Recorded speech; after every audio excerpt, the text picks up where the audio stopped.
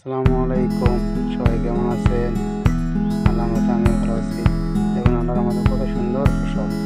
আমিও ভালো আছি। দেখুন আল্লাহর রহমতে কত সুন্দর ফসল। এগুলো হচ্ছে কাটারি ধান।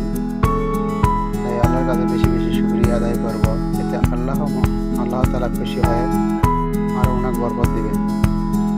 যারা নামাজ পড়েন না, 5 ওয়াক্ত নামাজ পড়বেন, বেশি বেশি করে নামাজ পড়বেন, আল্লাহর কাছে শুকরিয়া আদায় করবেন, তাহলে আল্লাহ খুশি হয়।